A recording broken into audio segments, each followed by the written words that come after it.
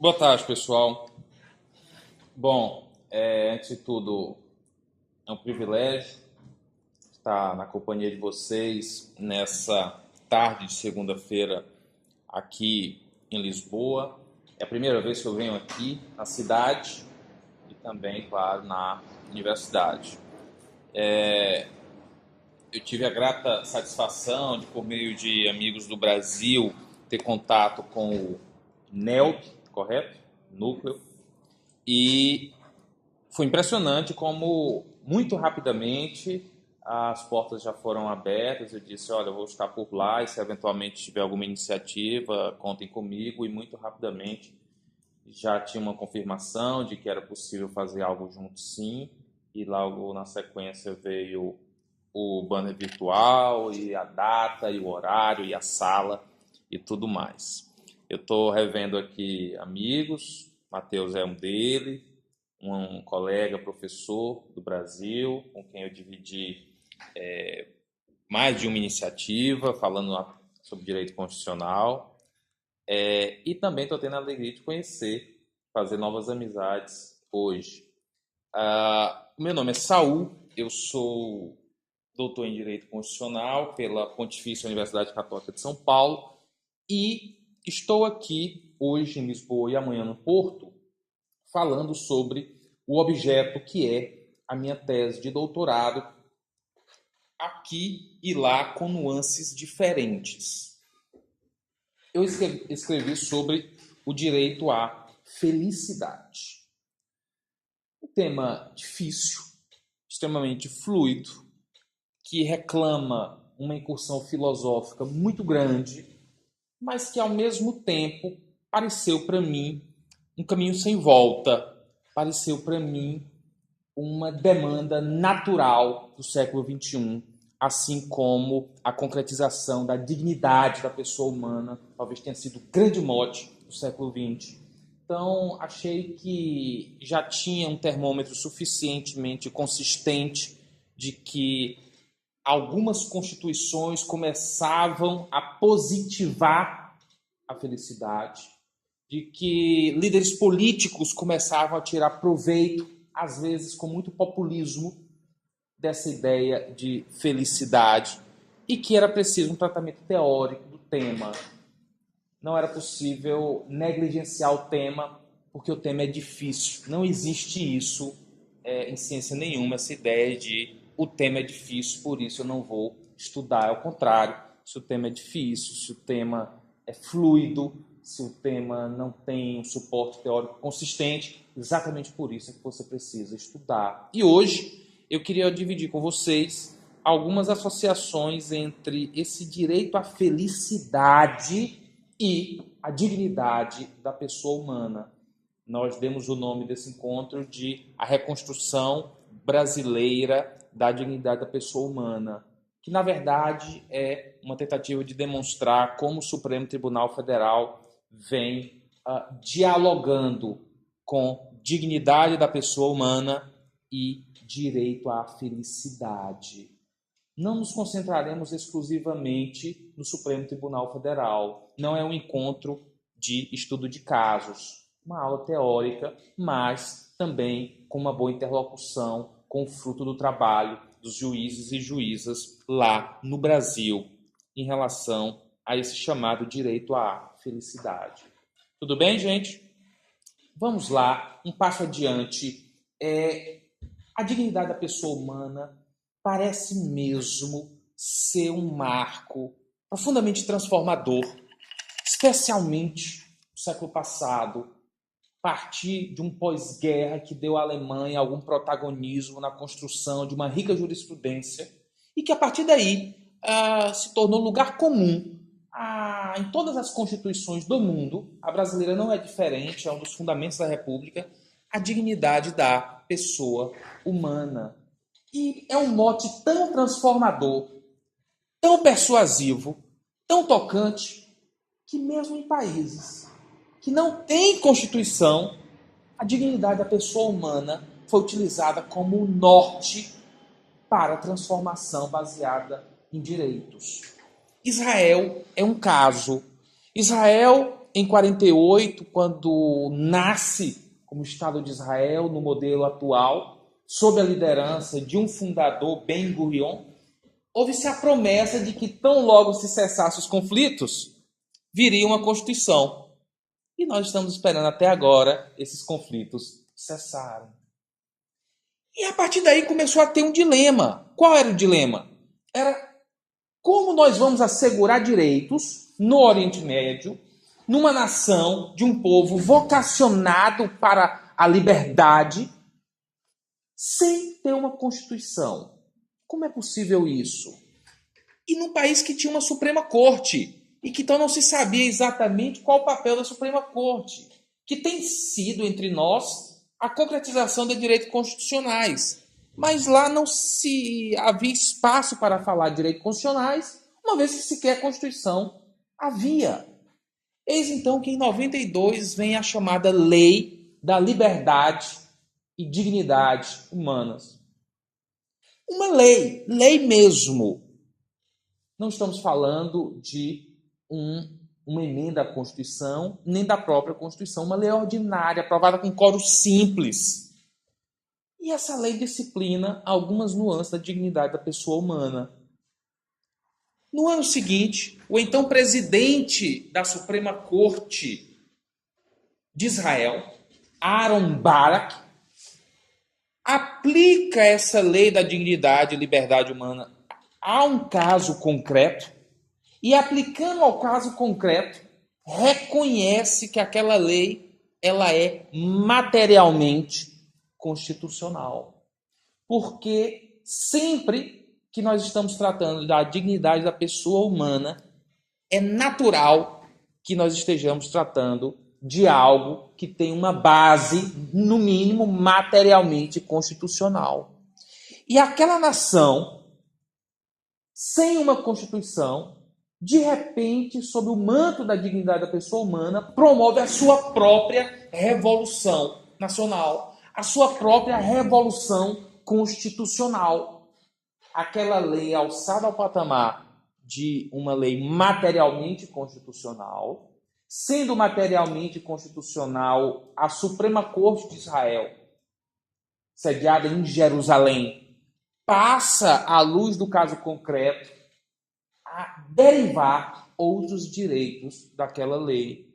Daí vem a liberdade de manifestação do pensamento, daí vem a liberdade de expressão, daí vem a liberdade de associação, daí vem um plexo de liberdades derivadas da dignidade da pessoa humana que nesse país foi alçada ao patamar de uma verdadeira Constituição. Então, a dignidade da pessoa humana, ela permite esse tipo de interação. Naturalmente, como toda norma constitucional plurima, de um plurissignificado, é preciso ter cuidado com o populismo, é preciso ter cuidado com a decisão judicial mal fundamentada, mas é inegável que a partir desse conceito, muitos grupos minoritários foram empoderados, muitas comunidades destituídas de direitos passaram a desfrutar de direitos, e isso por si só é a glória, o ápice, o apogeu da ideia de qualquer constitucionalista. A partir daí, nós temos um ressignificado da dignidade da pessoa humana em outros países.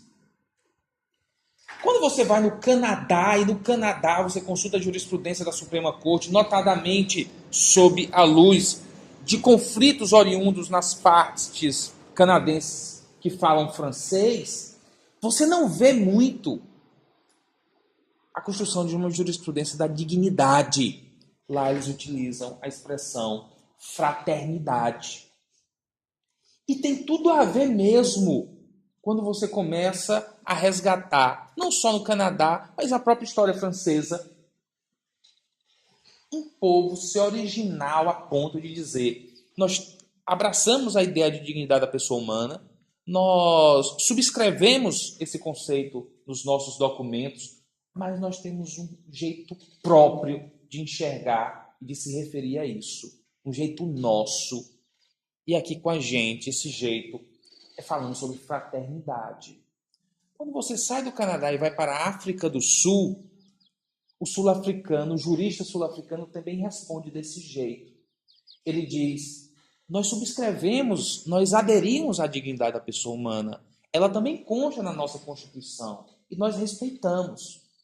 Mas há algo nosso que não foi constitucionalizado, mas que está intrinsecamente ligado à nossa alma coletiva, que é a chamada filosofia Ubuntu, que é um conceito matricialmente africano de vida em coletividade, de respeito ao outro, um compromisso ético traduzido em português com a expressão eu sou através do outro, ou eu sou desde que o outro também seja.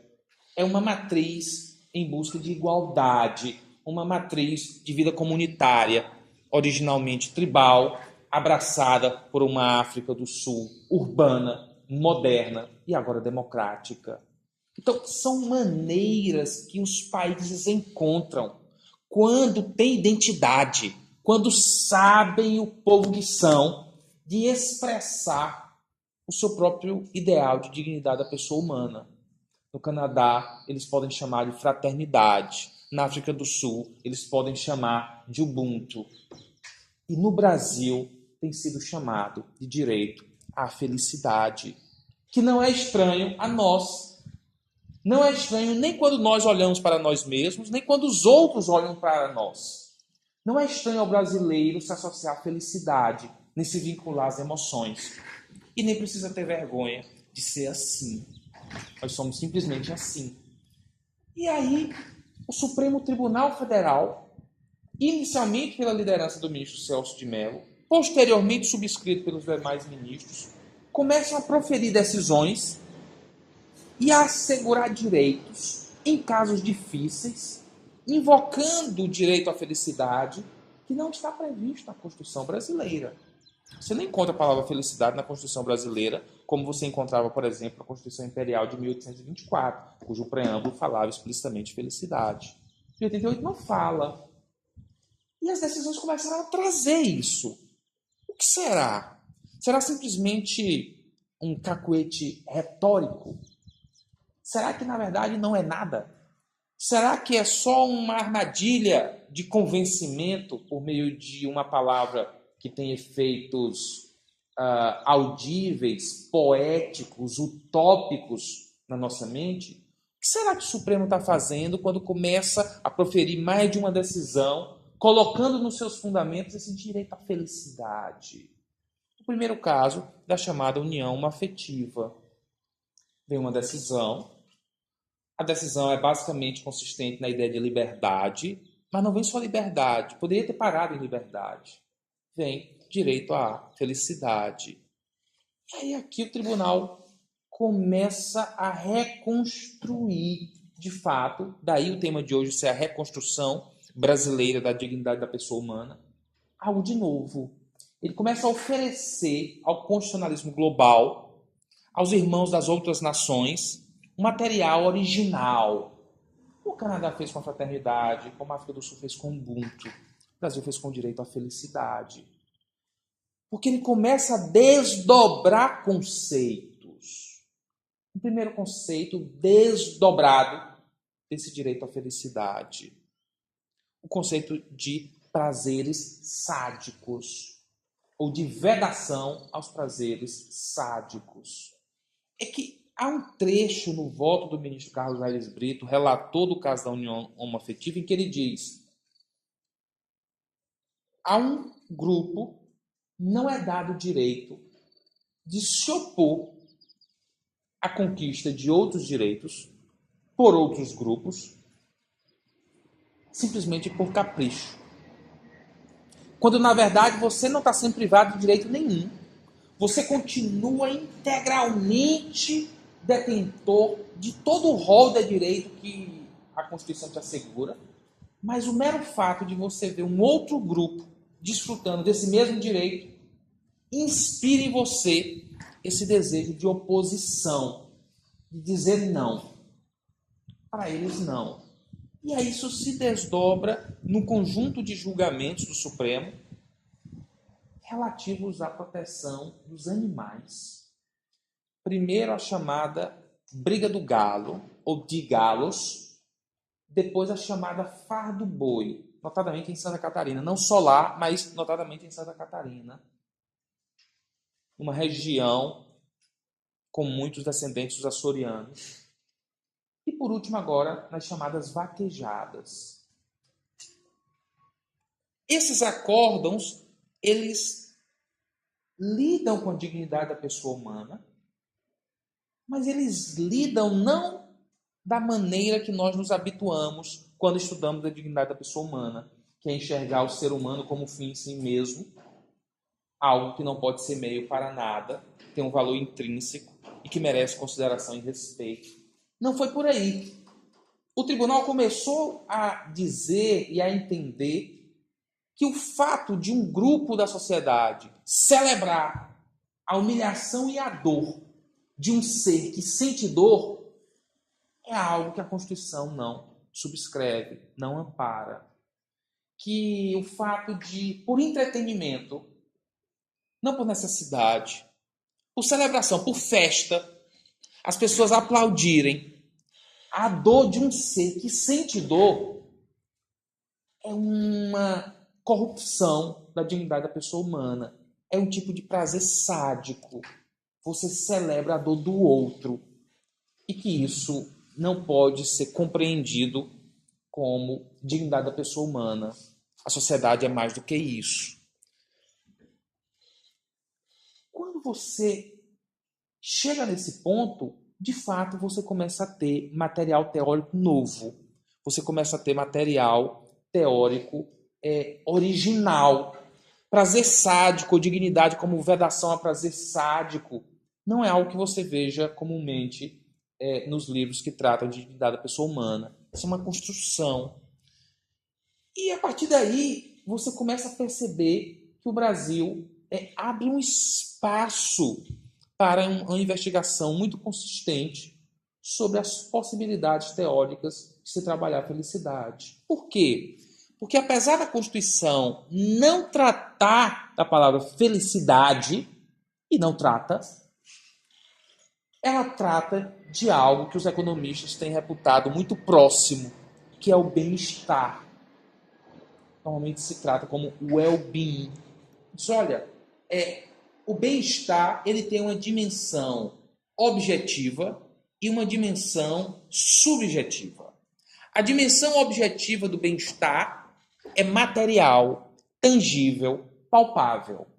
Se eu tenho água quente saindo da torneira, se eu tenho pão à minha mesa, se eu tenho moradia, um teto para dormir embaixo, me protegendo do frio ou do perigo, tudo isso é bem-estar objetivo, palpável, eu vejo. Nós trabalhamos isso como direitos socioeconômicos ou direitos sociais. Os economistas trabalham como bem-estar objetivo. Eles querem a maximização do bem-estar objetivo. Nós queremos a concretização dos direitos sociais. Mas, de repente, há uma nova dimensão e algo verdadeiramente novo, que é o conceito de bem-estar subjetivo. Eu posso, notadamente em nações europeias, concretizar o máximo que eu puder dos direitos sociais, concretizar o máximo que eu puder do bem-estar objetivo, mas isso não necessariamente quer dizer que as pessoas estejam felizes, que haja um incremento igual do bem-estar subjetivo, que haja relações sociais mais harmônicas, que haja uma vida mental mais saudável. Uma coisa não está ligada à outra. Eu posso evoluir muito na concretização do que é material, tangível, objetivo, os direitos socioeconômicos, e na mesma escala não evoluir no direito ao bem-estar subjetivo, algo que toca as emoções, algo que precisa ser trabalhado como algo ligado à saúde mental, que a Constituição brasileira, no artigo 225, se refere como qualidade de vida, e que o preâmbulo trata como bem-estar. E ele não fala nem objetivo nem subjetivo, bem-estar geral.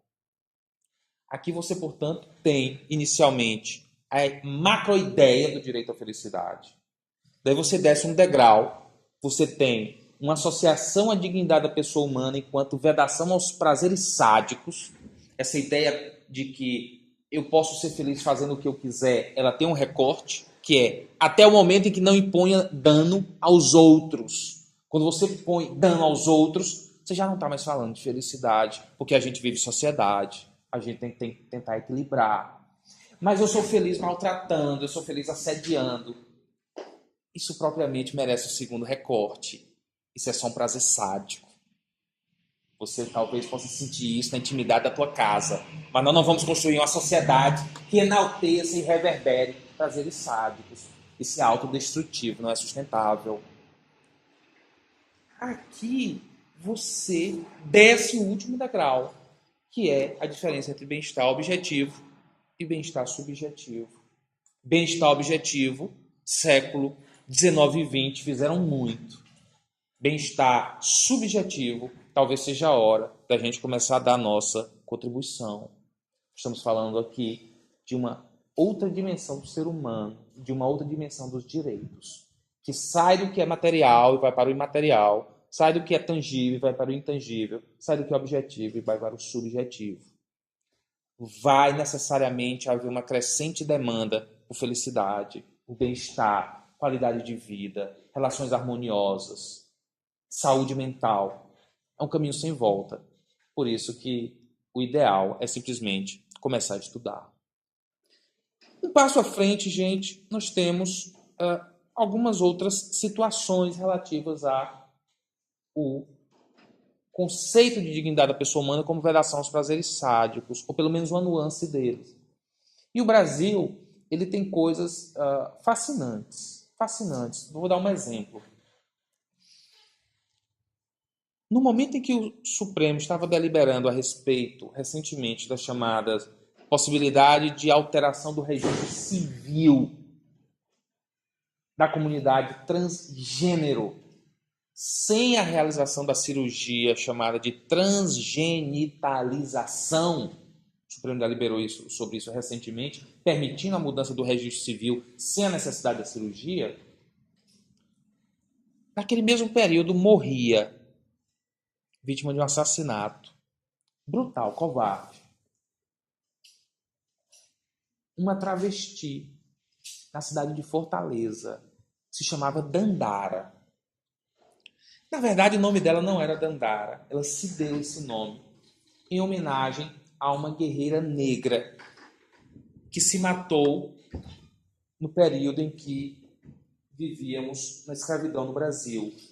Nós tínhamos o Quilombo dos Palmares, e no Quilombo dos Palmares, uma escrava negra tentou escapar.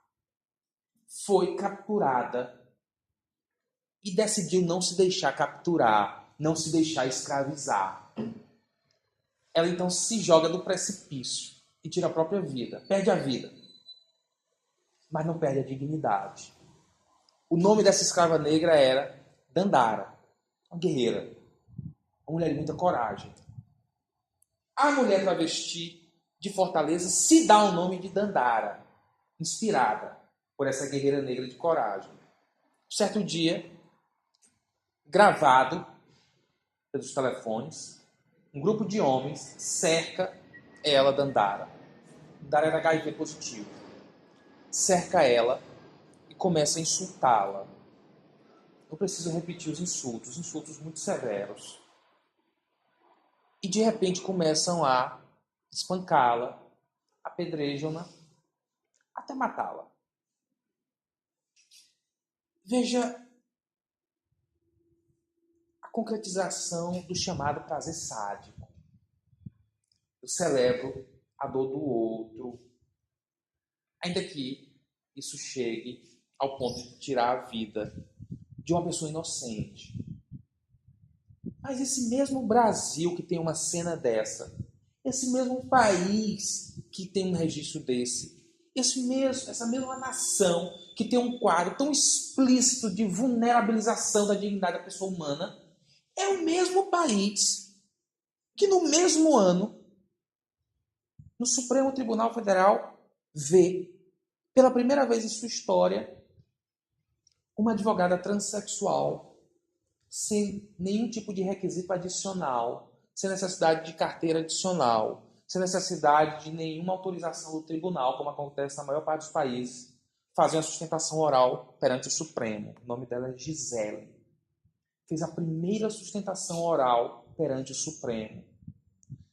Na África do Sul, para você fazer sustentação oral, você tem que ter um tempo mínimo de prática, tem que ter o nome no tribunal. O tribunal te autoriza. A Suprema Corte dos Estados Unidos tem requisito adicional.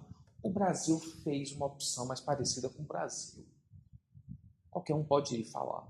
Só precisa ser advogado. Se você tirar sua carteira quarta de manhã e a sustentação oral for quarta tarde, você é bem-vindo na Suprema Corte do país. E Gisele, então, fez a defesa da sua própria comunidade, da sua própria gente, do que ela entendia que era injusto. Ela vindicou direitos e saiu de lá vitoriosa. De novo apareceu lá direito à felicidade. Mais uma vez, direito à felicidade foi utilizado como fundamento. São dois Brasis possíveis. O Brasil da Dandara, o Brasil da Gisele. Um diz respeito à dignidade da pessoa humana. O outro reconhece a dignidade da pessoa humana. Dois países possíveis. País que pertence a todos nós. São esses recortes que o direito à felicidade ele vai trazendo. Ele vai apresentando. Isso se repete em outros casos. Mas o principal é que ele coloca, primeiro, o ser humano no centro do debate. Segundo, é um direito profundamente igualitário. Profundamente igualitário. Ele escolheu uma moeda comum inerente a qualquer pessoa e reconhece valor nela. Terceiro, é um direito que é libertário. Ele não invoca para si qual conceito de dignidade, porque poderia soar autoritário. Se o Supremo disser o que é felicidade, ou se um decreto presidencial disser, ou se uma medida provisória disser, ele vai recebendo as demandas, as pessoas vindicam direito dizendo que estão cansadas da dor e do sofrimento, e o tribunal vai construindo uma jurisprudência e permitindo que a academia se sente em tardes de segunda, como a tarde de hoje, para pensar um pouco a respeito. É assim que se forma opinião. É assim que se constrói um senso de civismo. É assim que se molda uma comunidade ciente dos seus direitos. Então, aqui é um desenho que o direito à felicidade permite. Ele é libertário porque não chama para si um conceito estanque, nem pode. Ele é igualitário porque ele não quer saber se o sujeito é rico ou é pobre, branco ou negro, homem ou mulher. Ele diz, cada um tem um direito. O que nós precisamos é tentar entender quais são os abusos, quais são as nuances, quais são os limites, para a partir daí a gente ver até onde a gente pode ir. Nesse ideal da felicidade, que era uma utopia política e se torna agora direito concretizável, adjudicável. E aqui, pessoal, a história segue o seu curso, não para por aí, não acaba aí. Há um poeta senegalês que presidiu o Senegal, Léopold Sédar Senghor. Grande poeta, homem público. Ele escreveu algo que dizia assim, que se falava muito da dignidade da pessoa humana, se falava muito de Immanuel Kant, se falava muito da Europa. Então ele dizia, ele é africano, senegalês, ele dizia, se a razão é europeia, a emoção é africana. E a partir daí, ele dialogava com as emoções. Nós estudamos no direito constitucional a figura dos fatores reais de poder, com Ferdinand Lassalle. Ferdinand Lassalle dizia, olha, ainda que você não coloque na Constituição determinados elementos, os fatores reais de poder existem. Você pode não contemplar o exército, mas o exército existe. Você pode não contemplar os bancos, mas os bancos existem. Você pode não contemplar os sindicatos, mas os sindicatos existem. Existem fatores reais de poder, eles têm vida própria.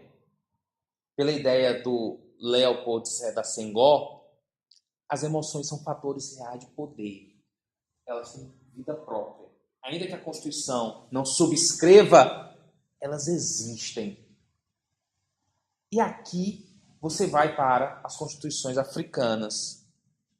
Nigéria, Níger, Suazilândia, Seychelles, Namíbia, Gana. Você abre o capítulo da economia e do desenvolvimento. Não está na parte das liberdades. Não está na parte dos direitos socioeconômicos. Você vai para a parte voltada ao desenvolvimento do país. Estamos falando de países africanos que sabem na pele o que é a escravidão e o que é a colonização. Uma coisa é você conhecer a verdade de ouvir falar. Outra coisa é você viver a verdade. Experiência mais transformadora.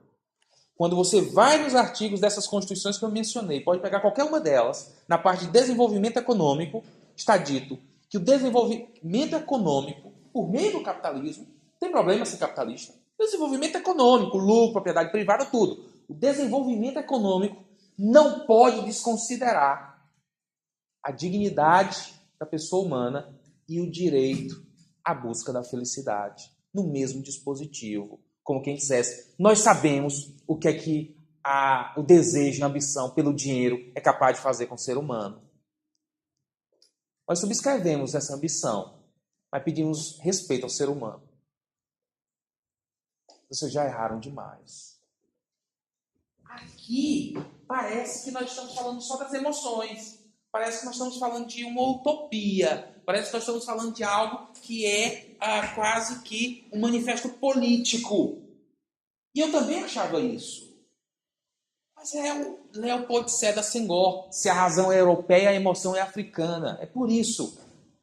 Aí, há 2 semanas atrás, Mateus, eu estava em Seul. Nada com Leopold Sédar Senghor. Nada com a emoção africana. Nada. Seul, Coreia do Sul. Aí entro na sede da Corte Constitucional Sul-Coreana. Tem vídeos institucionais, depois você pode assistir. Quando você entra, você passa pela porta principal, a única porta de acesso ao tribunal. Você entra, detector de metal, cruza. Aí tem um pilar, como se fosse uma barra de concreto que dá sustentação ao prédio, em cima da sua cabeça. Você tem que cruzar por baixo dela. Aí lá está escrito, em coreano, um comando constitucional. E aquilo pareceu tão forte, eu já conhecia o prédio da Corte Constitucional da África do Sul, sabia que às vezes tem tribunais muito simbólicos arquitetonicamente. E achei aquilo tão forte. Que inscrição é essa? Que inscrição é essa que faz um arquiteto montar um projeto e colocar ela na entrada central, onde eu necessariamente tenho que passar para entrar e tenho que passar para sair? Aí pedi para o guia me dizer, ele falou, é o artigo mais importante da nossa Constituição. É o comando constitucional a partir da qual toda interpretação da Constituição precisa começar. E toda interpretação da Constituição precisa terminar. É a porta de entrada e de saída da hermenêutica constitucional sul-coreana. Puxa, pois me dá aí esse dispositivo em algum idioma mais parecido com o meu, porque em coreano eu não vou saber o que é. Aí ele traz em inglês. Artigo 10, professor. Aí eu abro, artigo 10. Quando eu abro, está escrito: é assegurado a todos o direito à dignidade humana, consideração e respeito, e o direito à busca da felicidade. A Coreia do Sul, não posso dizer que seja um fenômeno de um ou outro país um pouco mais utópico, um pouco mais sofrido. Parece mesmo que é algo que está colocado para discussão. Parece que é algo difícil de frear. Parece que aquela reação traumática de negar isso não existe, seja perda de tempo. Colocado na entrada principal desse tribunal. E aqui nós temos então, pessoal, essa ideia trazida para vocês hoje, aqui em Lisboa. sobre uma reconstrução brasileira. E usei brasileira porque nós utilizamos casos decididos pelo Supremo Tribunal Federal e a minha tese de doutorado, naturalmente também uma tese de doutorado feita no Brasil, mas a gente percebeu aqui que não é só brasileira. O Brasil teve coragem de ser original, mas há pontos também em outras jurisdições. E aqui o que nós temos? Nós temos então essa ideia do direito à felicidade. Temos naturalmente uma lembrança de uma escola filosófica chamada de utilitarismo, que entendia que a razão de todas as coisas era a maximização da felicidade das pessoas, a redução da dor e do sofrimento. A dignidade da pessoa humana ela entra como esse elemento de vedação aos prazeres sádicos, cuidado com o outro, de elemento que freia um pouco a pulsão do ser humano para a violência ou para o desprezo do outro. Isso está tipificado. Leis no Brasil, como a Lei Maria da Penha, é baseada essencialmente nisso. Você não é dono dessa mulher. Você não pode causar dano a essa mulher. Essa mulher não te pertence. Você precisa frear a tua pulsão pela violência. Figuras como assédio moral são figuras que cuidam desse que é de honra que todos nós temos. O direito que você tem de se apresentar, a Amartya Sen diz isso, é despido da vergonha. Você não precisa se apresentar para o outro envergonhado ou humilhado. Então, essa ideia de vedação para prazeres sádicos, ela se internaliza, ela é positiva, ela se desdobra em leis. E aqui nós temos, então, uma conclusão de que o direito à felicidade enxergado como bem-estar subjetivo, que, portanto, tem sim tratamento constitucional, associado a figuras como a qualidade de vida, associado a figuras como a dignidade, ele fornece para a sociedade um novo instrumento. Um instrumento que pode ser trabalhado no século XXI, como a dignidade foi no século XX.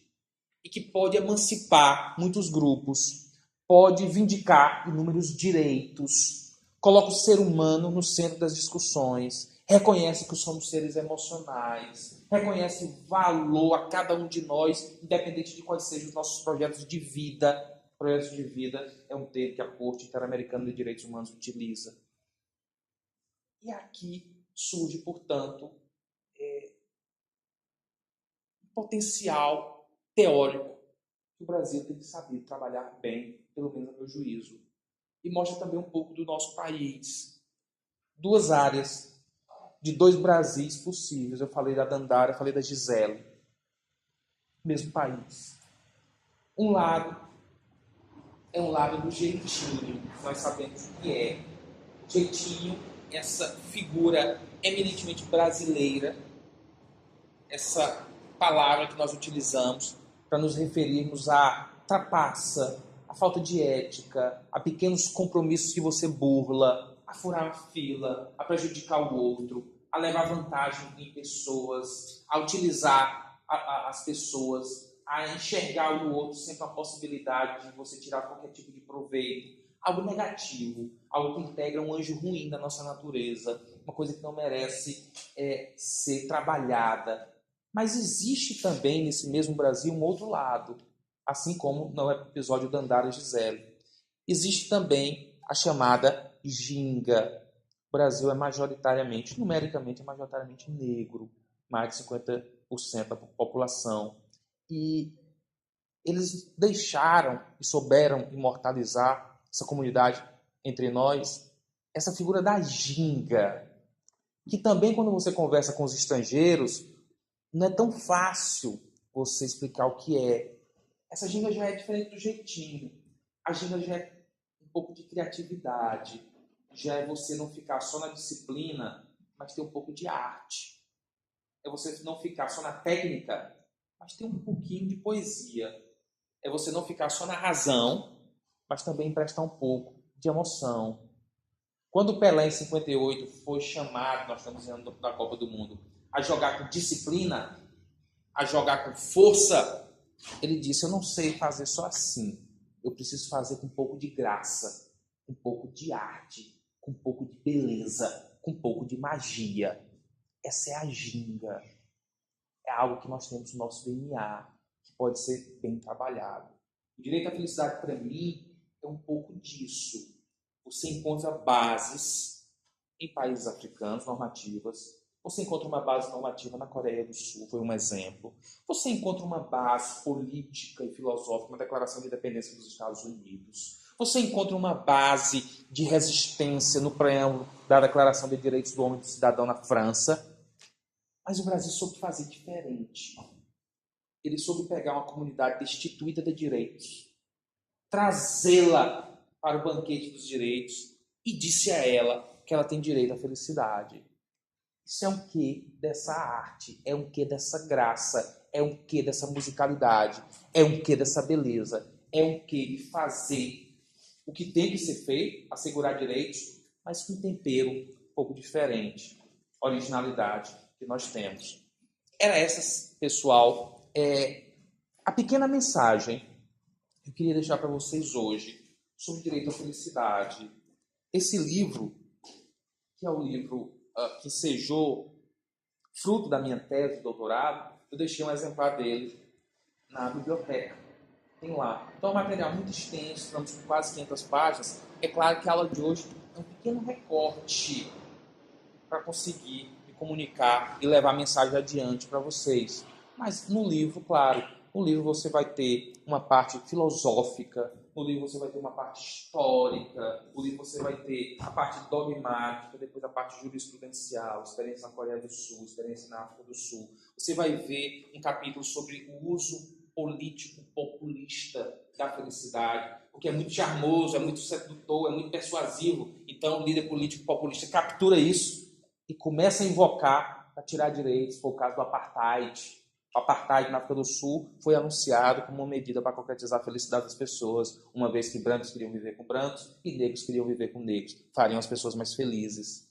O uso populista desse discurso. Daí a necessidade teórica de fazer recortes. Temos um capítulo todo sobre o chamado Reino do Butão, que é muito lembrado. Pequeno reino que fica na cordilheira do Himalaia, perto do Nepal, instituiu, ao contrário do PIB, o Índice da Felicidade Interna Bruta, acreditando que era possível concretizar direitos e estabelecer um critério de felicidade por decreto. Houve muita violação de direitos humanos, isso. Não se fala disso. Aqui está dito um capítulo inteiro à luz de constatações da Anistia Internacional. Então, o encontro de hoje era mais uma forma de nós estarmos juntos, passar uma breve mensagem, uma mensagem que não é pessimista, uma mensagem que não é negativa, uma mensagem positiva sobre algo que tem acontecido no Brasil, inicialmente à luz do tribunal.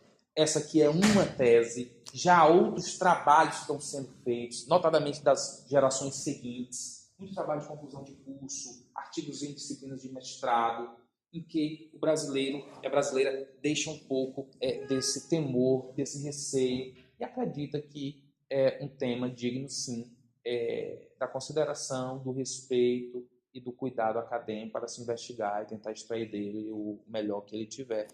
Mesmo que fazendo as críticas naturais, muito fluido, muito difícil de você compartimentar, muito propício a um uso populista também pelo judiciário, que pode começar a proferir decisões pouco fundamentadas por esse uso mágico de um tal direito à felicidade. Mas é daí que o cientista social ele vai amarrando os nós e tentando deixar o tema o mais consistente possível.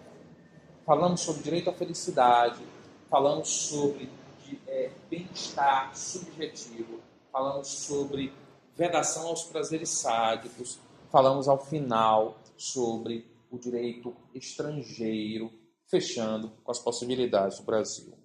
Tudo bem, pessoal? Obrigado.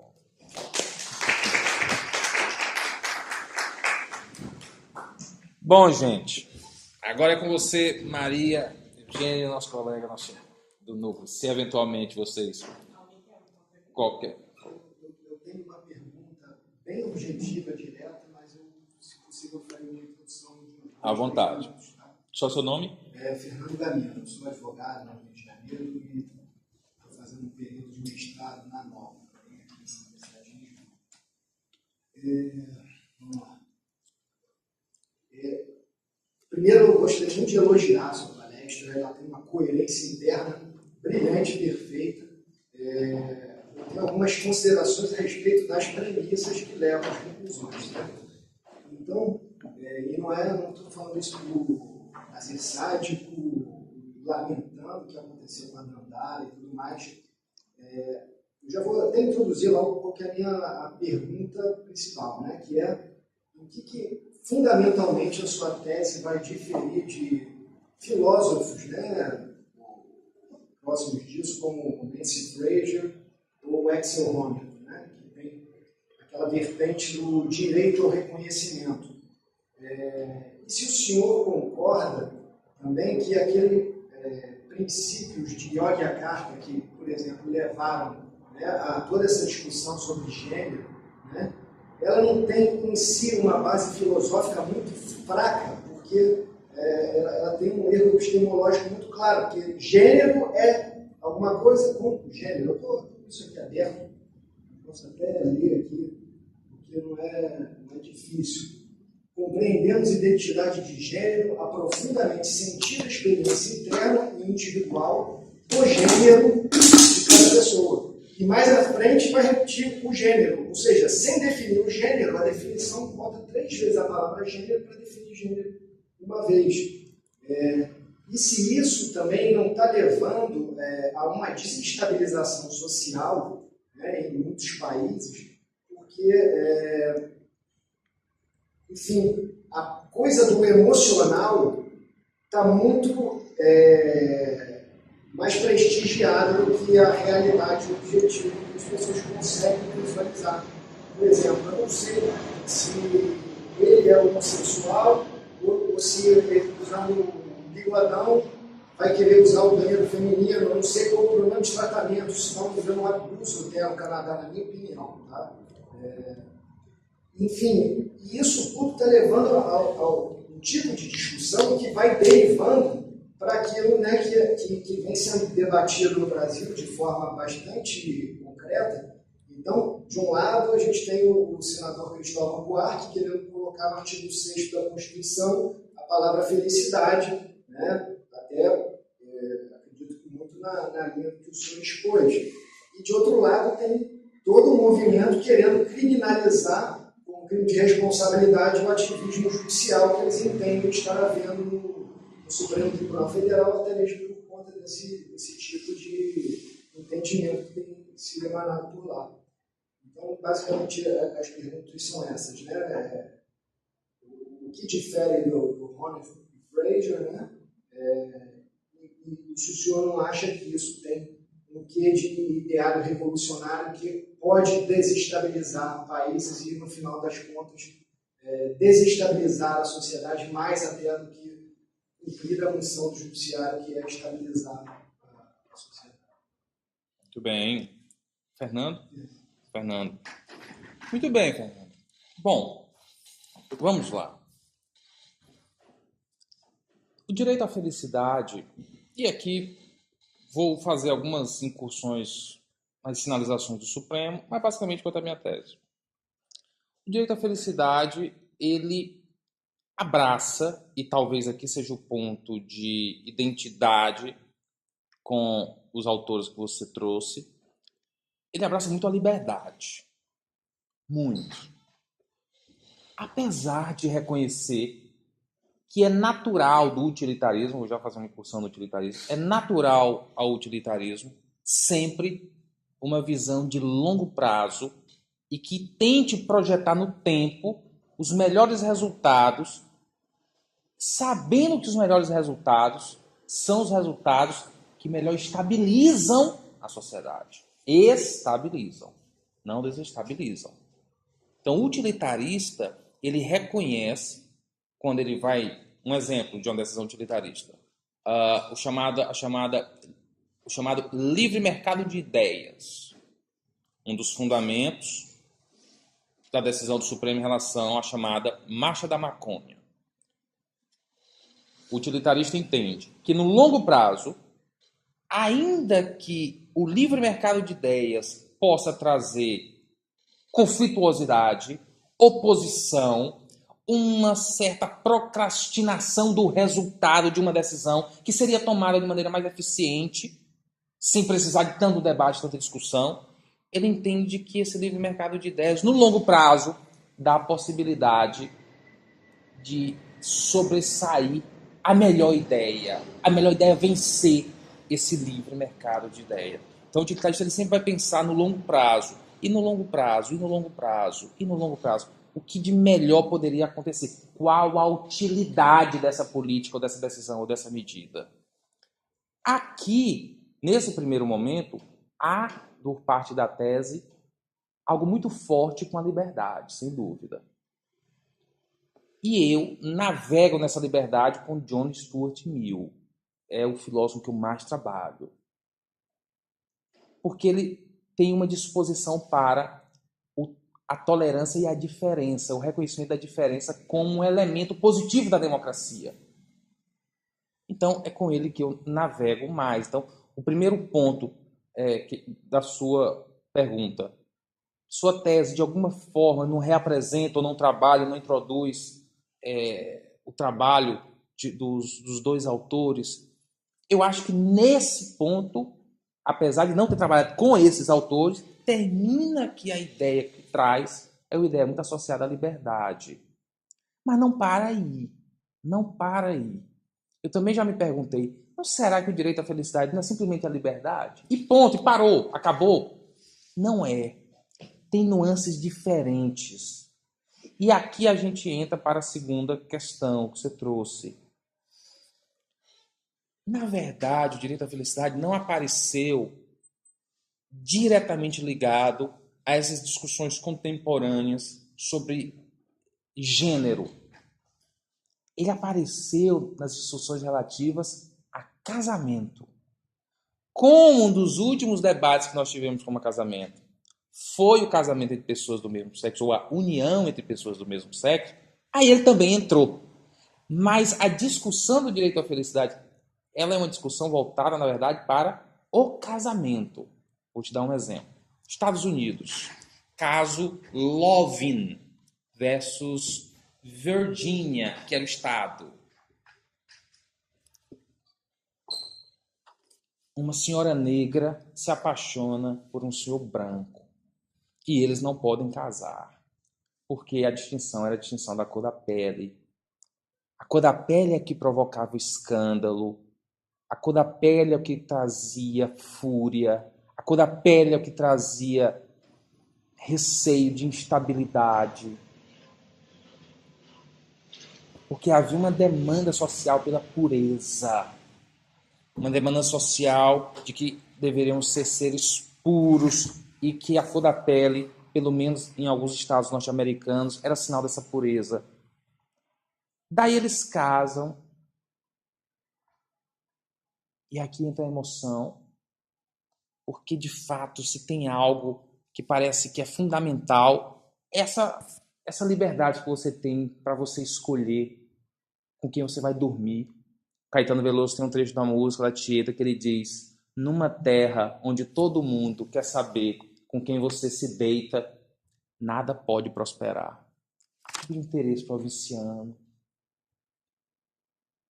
E a Suprema Corte diz que podiam casar. Que era inconstitucional a vedação baseada na cor da pele. E aí vem o direito, à luz da Declaração de Independência dos Estados Unidos, o direito à busca da felicidade. Lá ele tem o The Pursuit, então ele volta à busca. Aí você sai, Fernando. Coreia do Sul.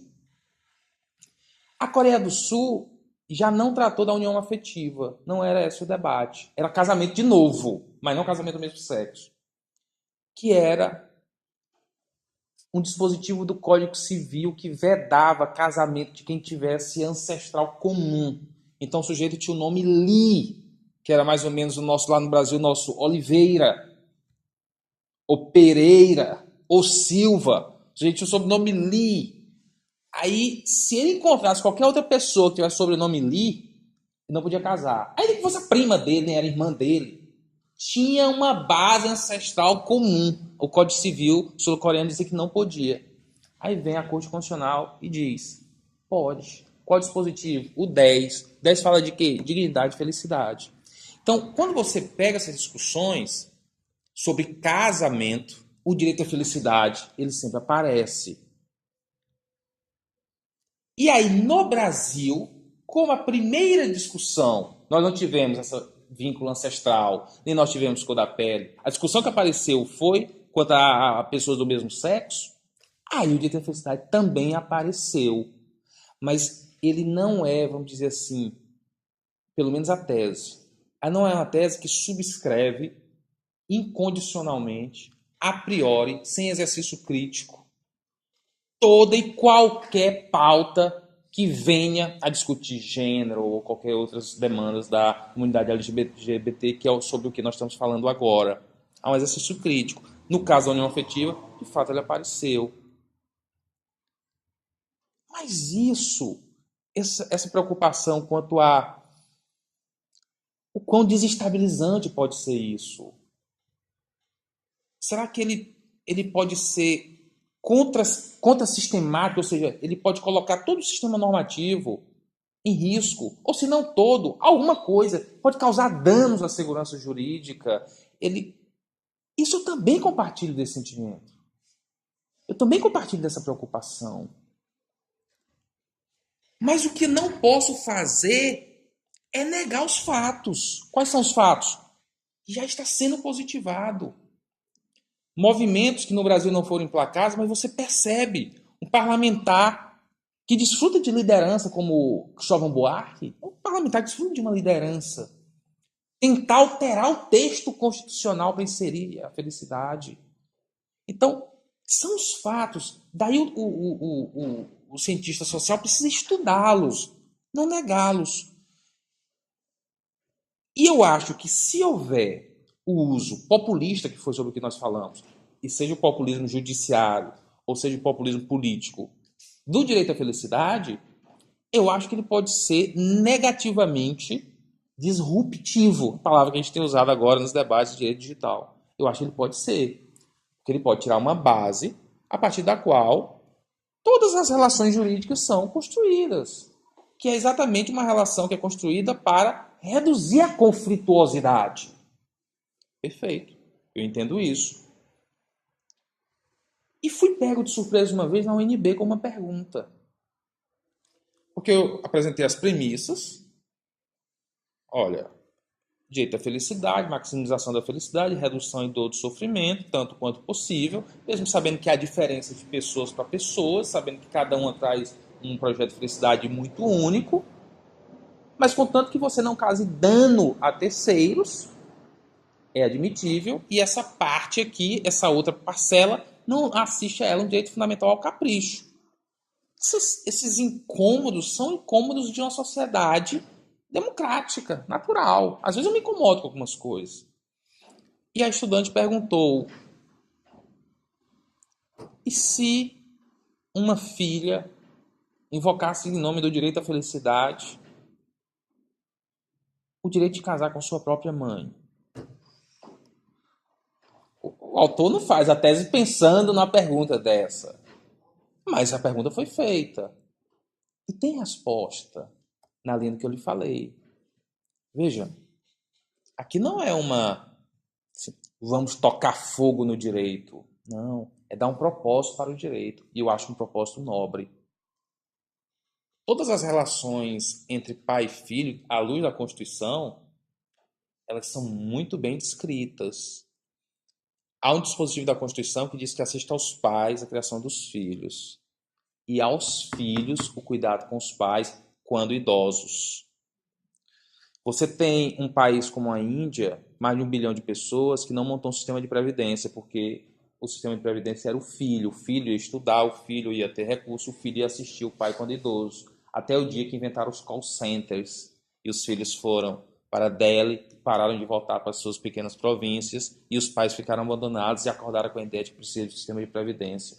Então, É claro que no raciocínio utilitarista ele vai se perguntar isso. Ele vai se perguntar, bom, então a sua proposta é que nós, a partir de agora, a gente destrua tudo que foi construído para deixar bem claro a relação entre um pai e um filho, entre uma mãe e uma filha. Destruir tudo que foi feito para deixar claro quais são os papéis maternos e paternos, quais são os papéis de uma criança. Todos os institutos que nós construímos, como a figura da guarda compartilhada, todos os institutos que nós construímos em relação a cuidado com as crianças, os estatutos da criança, tudo que foi construído, nós vamos colocar abaixo, para que eu possa dizer sim para a sua pergunta. Claro que o utilitarismo ele não faz isso. Ele tenta sempre pensar no longo prazo, qual é a melhor maneira de estabilizar. E o último exemplo, que a pergunta do Fernando toca em várias questões, como o direito à felicidade costuma tocar em várias questões. Há um outro raciocínio parecido, raciocínio utilitarista parecido com o raciocínio da Marcha da Maconha, chamada Marcha da Maconha, foi um raciocínio do ministro Ricardo Lewandowski, no caso que tratou sobre as políticas de cotas, que na modalidade era chamada de política de cota racial, cor da pele. O raciocínio do ministro foi: é claro, o nome desse instituto é discriminação positiva. Discriminação positiva. Então, é claro que nós estamos pegando uma fatia de algo que a distribuição seria equitativa e reservando para um grupo. É claro que isso gera legítimas resignações desse grupo que vai demandar a persistência dessa distribuição equânime, como sempre foi. Mas eu estou acreditando que no longo prazo nós podemos ajudar na construção de uma elite negra nacional. No longo prazo nós podemos ter universidades em que haja pendurado na parede quadro de líderes negros também, não só quadro de líderes brancos. Numa comunidade em que, no Brasil, seja mais representativo nas universidades. Tudo esse raciocínio, no longo prazo eu acho isso, no longo prazo eu acho assim, no longo prazo eu acho assado, é o típico raciocínio, de novo, utilitarista. Você está projetando no tempo, vendo o que é que estabiliza. E apesar dessa caminhada ser uma caminhada ruidosa, ele vê uma finalidade, uma utilidade. Qual seria aqui a utilidade? É claro que essa prognose nem sempre se confirma. As prognoses não se confirmam nas leis também. Às vezes nós temos leis com prognoses. Eu vou alterar o comportamento da pessoa se eu tributar mais o açúcar. E daí aquilo é um desastre. Não acontece nada. Esses prognoses às vezes falham, mas pelo menos ele justificou. O juiz ele tem que justificar, esse é o grande ponto. Então, para encerrar o seu último comentário sobre o ativismo,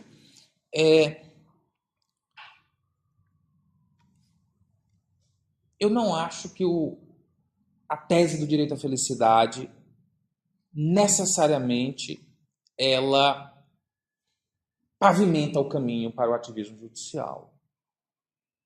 Eu acho que um juiz ativista, voluntarioso, que não fundamenta suas decisões, que se enxerga como um quê de revolucionário, contra-revolucionário, ele vai sempre estar querendo pegar algum conceito jurídico indeterminado para colocar dentro, justificando suas razões. Mas se ele fizer isso, encobertando o que eu denomino de prazer sádico, se ele fizer isso encobertando algo diferente do utilitarismo, se ele fizer isso encobertando a tortura, eu consigo dizer que não tem nada a ver com direito à felicidade. Então, talvez o papel, e daí o começo da minha fala, não era negar. O fato está posto, o Supremo está procedendo assim. Nós temos que estudar, que apresentar os recortes e que dizer: até essa linha é direito à felicidade. Dessa linha para frente, você pode dar qualquer nome, você sempre vai ter só uma desculpa para fundamentar uma vontade sua. Porque, no fundo, o juiz voluntarioso já se valeu da dignidade da pessoa humana, o juiz voluntarioso já se valeu da ideia de projeto de vida, e o juiz voluntarioso vai se valer do direito à felicidade também. Daí a necessidade de alguém levantar a mão e dizer: isso daí não tem nada de direito à felicidade, isso daí é só um juiz voluntarioso procurando alguma decisão judicial populista, mais uma vez. Populista ou contra-popular, né? Sim, é o contra-popular. Algo mais, gente? Um breve comentário rápido aqui, já que o senhor tocou naquela decisão do Lewandowski, né? Não sei se o senhor já leu, mas existe um livro de um autor norte-americano, que ele é negro, Sim. Thomas Sowell, né? Ele estudou durante 30 anos em 5 países diferentes as ações afirmativas, né? Então, na Índia, onde tudo começou, na Nigéria, no Sri Lanka, que deu até guerra civil, nos Estados Unidos e agora, não estou me recordando, acho que foi na Malásia. E ele traçou ali no livro um padrão que realmente se repete e dá para ser transposto para a realidade brasileira. Sempre se começa com um movimento que é temporário para uma reparação histórica e que ele sempre vai, na verdade, né, ele gera capital político que acaba fazendo com que ele cresça e se expanda para outros grupos que não necessariamente são minoritários. Como o senhor me falou, os negros no Brasil não são minoria, e também mulher também não é minoria, e assim por diante, né? E outro padrão que ele identifica ali é que, por exemplo, nos Estados Unidos, os negros que já eram ricos, esses sim se beneficiavam das cotas, e o negro que mais precisava ficava alheio a esse processo todo. Assim como os benefícios de empresas em vários países, né? Então, vamos lá, dar uma facilidade para licitação para tal grupo social. E sempre acontece o abuso. Não estou querendo dizer que a ideia da lei é amoral por conta disso. Mas será que não haveria que nós, como operadores do direito, buscarmos uma fundamentação talvez mais prudente em relação a como a gente está justificando algo que tem impacto na vida social e que o impacto tem se mostrado negativo, exatamente o contrário daquilo que quer fazer. Então, por que será que a gente vai ficar insistindo no que já deu errado em tudo quanto é lugar? Porque, teoricamente, é o certo a se fazer. Né? Eu não sei, eu acho que está faltando mais discussão de base efetivamente filosófica na conversa, porque as ideias têm efetivamente consequência. Era basicamente esse um comentário mais que eu queria fazer do que propriamente. Bom, você não fez nenhuma pergunta. Pois é, não fiz nenhuma pergunta. Mas eu vou... O que o senhor acha dessa decisão? Pronto. Bom, eu sou entusiasta das políticas de cotas, especialmente as raciais. Grande entusiasta. Mas não foi isso que você perguntou. Se eu sou entusiasta ou não sou entusiasta. Perguntou uma coisa mais apurada, dentro de um ambiente como o que nós estamos. Um ambiente acadêmico. Eu acho que o primeiro ponto, e aqui nós estamos falando de políticas públicas, a decisão judicial foi uma decisão judicial que não derrubou uma política pública, então começa com uma política pública. O Supremo foi deferente ao formulador da política pública, que no caso específico, em julgamento, era uma política implementada pela UNB por 10 anos, e que eu acho uma política super exitosa para o que ela se propiciou, e eu acho que deveria ter mais. Eu acho que não é suficiente. Então, o que é que nós temos? Vamos começar com a Constituição brasileira. Começar premissas. A Constituição brasileira. Qual a mensagem que a Constituição brasileira traz sobre cotas lato sensu? Estamos discutindo uma em específico. Cota. A Constituição é deferente às cotas. A Constituição diz, você empresário, não é nem setor público, não é nem universidade pública, empresário, propriedade privada. Você, empresário que tem propriedade privada, você precisa estabelecer cuidados especiais para a manutenção da condição da mulher no ambiente de trabalho. Especiais. diz, você tem que colocar na sua empresa pessoas que sejam portadores de necessidades especiais. Na hora da cota dos partidos políticos, você tem que registrar 30% de mulheres. Nem que você não queira, nem que não tenha. Isso gera distorção. Qual é a distorção? Às vezes não há liderança. Aí se fabrica uma liderança. E às vezes a gente vê na hora eleitoral gratuito candidatos que a gente fica com vontade de rir, sabe claramente que a pessoa que está ali naquele horário eleitoral está só para cumprir figuração, que é uma distorção que a lei traz, mas ela traz porque houve uma demanda da Constituição. Então, lato sensu, cotas à luz da Constituição brasileira. A Constituição é simpática a elas. O que a Constituição não tratou foi de todas as possibilidades. Nem deveria. Daí vem Brasil. O caso do ministro Lewandowski. O NB fixa a cota, fixa o tempo, cumpre o tempo, vai para o judiciário. O judiciário diz, contanto que seja temporária, isso é um experimento. A gente não sabe exatamente qual vai ser essa transformação. A gente não sabe o nível de evasão. A gente não sabe até onde o cotista vai chegar. A gente não sabe o grau de transformação na universidade. É um experimento. E esse experimento não encontra uma vedação por parte da Constituição. Então, do ponto de vista constitucional, eu realmente acho que o caminho está aberto para cotas. O outro lado da discussão, e aí sim, tem muito capital para a gente queimar, é qual é a política pública, a melhor política pública para alcançar um determinado resultado. Aí tudo bem, aí é outra. Porque, claro que a pessoa vai levantar a mão e vai falar, só essa política não corrige. Se o que você quer mesmo, você precisa promover uma revolução de base no ensino público, para que quem quer que seja pobre, quem quer que precise, seja empoderado por meio da educação. Eu também concordo. Mas é porque parece duro demais para quem precisa esperar essa revolução acontecer. E daí há essas corrigendas. Então, eu sei que você fez mais um comentário, expressou sua opinião a respeito. Eu respeito sua opinião. E quanto à parte da decisão judicial, o que eu entendo é isso.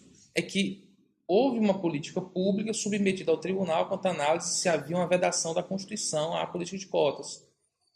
E eu acho que, de fato, não há. Eu acho que há espaço. Eu acho que há espaço para as cotas. Vários tipos. E aí há um campo para grande discussão, já em questões de políticas públicas, qual é a política pública, a melhor política pública para se alcançar um determinado resultado. Então, qual é o tema aqui? O tema aqui é a inclusão do negro nos espaços de poder. Tudo bem, qual é a melhor forma de fazer isso? A UNB levantou a mão e disse, eu não sei qual é a melhor, eu vou fazer aqui a cota. E eu posso dizer, como brasiliense, não sei se vocês têm esse termômetro, que o ambiente acadêmico hoje é mais diverso. Mais diverso. Tem efeitos colaterais? Tem. Tem efeitos colaterais. Não é um modelo... São ciências sociais, você está lidando com efeitos colaterais a todo momento. Há casos que chegam até nós que nos escandalizam com a questão das fraudes. Capa de jornal que chega. A tentativa de burla. A tentativa de burla. Mas há duas decisões. Conservar, manter como é, deixa como está, ou tentar transformar. Tudo que tem a ver com construção de direitos, eu sempre costumo estar mais nessa turma que tenta transformar. sem fundamentalismo, sem paixões, sem encarar o direito como religião, percebendo que há consequências, devemos ser responsáveis, mas, nesse particular, a minha forma de pensar é essa. Pessoal, tudo bem? Só o Fernando que me honrou? Curiosidade intelectual? Ah, tudo bem. Samuel, eu queria perguntar para você o seguinte. Por um lado, há um direito à felicidade. Você enxerga viável se falar em um dever de garantia dessa felicidade, seja pelo Estado, por instituições ou até em nível horizontal entre os cidadãos? Isso é muito interessante, esse ponto. Né? Minha esposa, fazer uma inconfidência, ela é uma advogada tributarista, de um escritório de advocacia. Então, e eu estou aqui falando sobre direito à felicidade. Então, quando eu trabalhava na Corte Constitucional da África do Sul, o juiz com quem eu trabalhava, Edwin Cameron, perguntou para ela uma vez: Rebeca, você lida com números, com planilhas de Excel, você deve estar de olho no imposto de renda, né, na contribuição social sobre o lucro líquido, na contabilidade de uma companhia. E aí esse rapaz está aqui falando sobre o direito à felicidade. Como é que isso funciona? Como é que é isso? E aí ela disse: juiz Cameron, o senhor sabe como são as coisas. Alguém tem que pagar as contas, né? Ela tem essa missão. Então, é um pouco na linha que você falou. Saul, olha, eu subscrevo tudo. Se for para ser feliz, eu subscrevo. Mas uma perguntazinha no final é: quem paga essa conta? Né? Quem paga o invoice? Eu mando esse invoice para quem? Já que há um direito, há um dever prestacional de viabilizar isso. Pelo Estado, normalmente a gente já vai por intuição. Mas e o particular? Ele também deve ser chamado a fazer parte disso? Eu acho que sim. E acho que isso já está acontecendo em algumas medidas. Vou dar pequenos exemplos. Hoje no Brasil, você consegue ter uma verba do Ministério da Saúde. Então o prefeito ele vai lá, faz um convênio. Ministério da Saúde. Aí, normalmente, o Ministério da Saúde vai lá perguntar qual é a linha de crédito que está se habilitando, qual é o convênio que está se habilitando. Não, houve um crescimento lá na minha cidade de crianças com síndrome A, B, C e D. Às vezes tem interior da Bahia, tem algumas síndromes muito localizadas em determinadas regiões, não se explica exatamente as razões, depois é que se descobre. E aí o prefeito fala assim: olha, não sei o que está acontecendo isso aqui.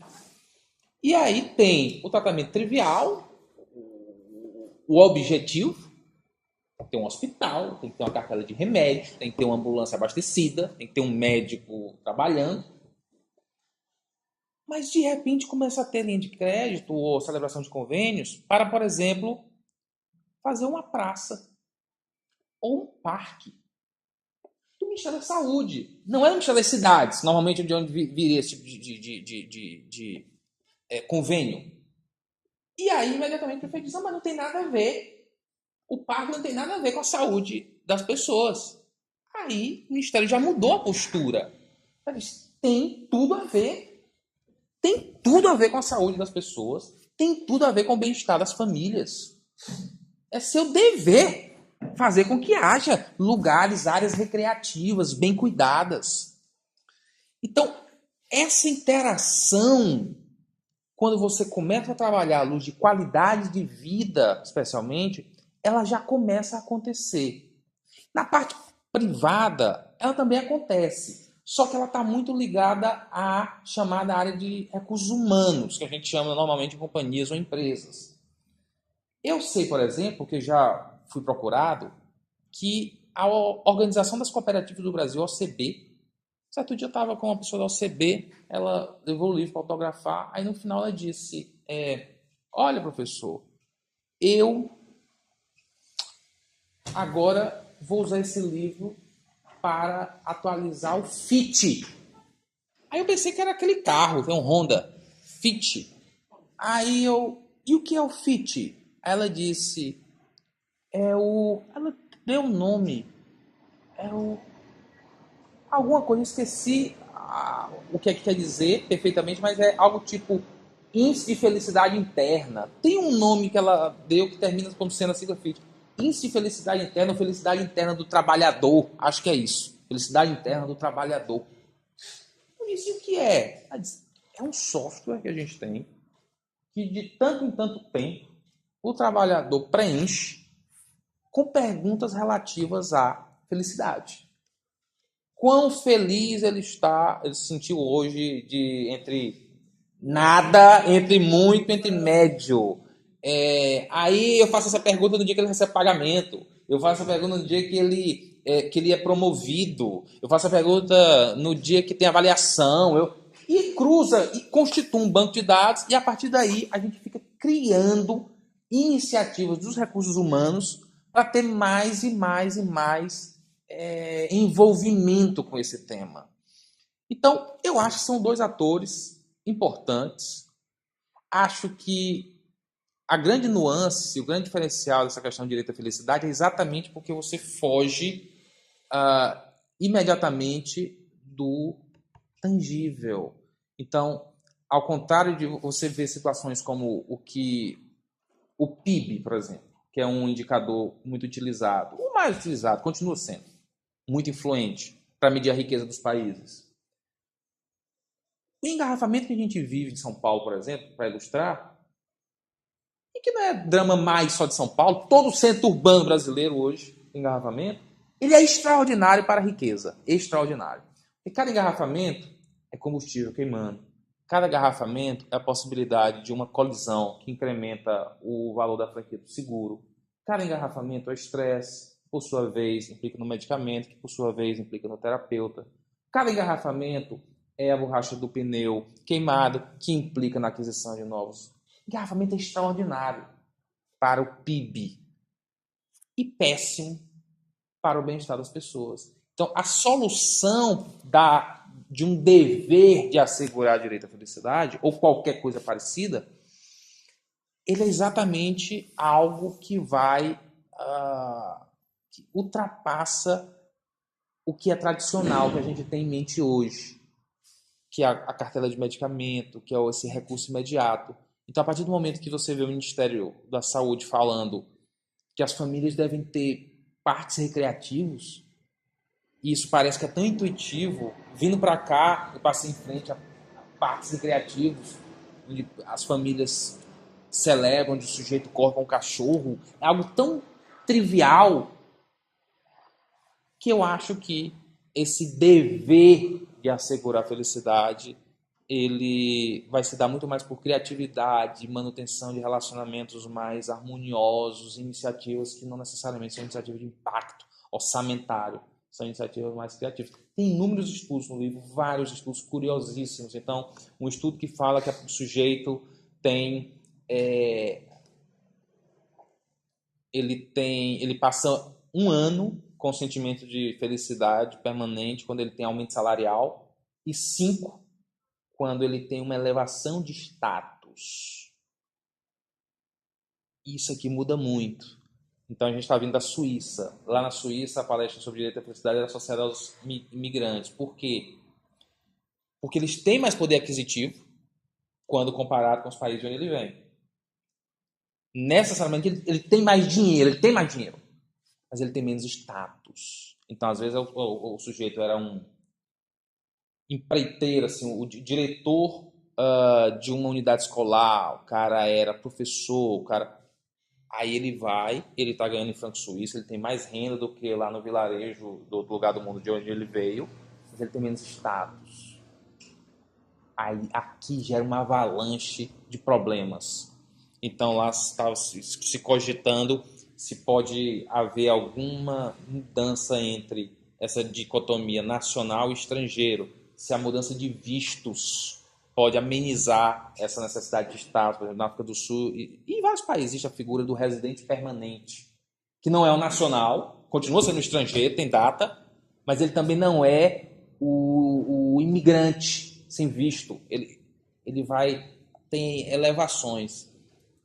Enfim, gente, eu passaria aqui a tarde inteira falando, porque o tema é fluido, o tema tem várias nuances, mas o principal para vocês hoje era deixar a mensagem, agradecer o interesse intelectual dos dois colegas, sem sombra de dúvida, as outras pessoas que eventualmente não tenham feito perguntas vão posteriormente poder fazer contato comigo por e-mail ou coisas do tipo. O livro está na biblioteca, eu deixei na biblioteca também, Eugênio, eu deixei um segundo livro, um livro lindo, de autoria do Albi Sachs, que é um juiz da Corte Constitucional da África do Sul, tem uma história de vida muito bonita. O nome do livro é Vida e Direito, uma estranha alquimia, em que ele fala sobre a transição de uma África do Sul do apartheid para uma África do Sul democrática, todas as dificuldades que o país enfrentou, como é que ele conseguiu se manter de pé, e ao contrário ali do que a gente viu, por exemplo, no Zimbábue, houve uma opção pela revanche, pelo acerto de contas, pelo chamamento à briga. A linha do perdão, da tentativa de reconciliação, fez o país chegar mais longe. Então, ficou esses dois livros, tanto de Direito à Felicidade como o Vida e Direito, uma estranha alquimia. Beleza, pessoal? Obrigado, gente.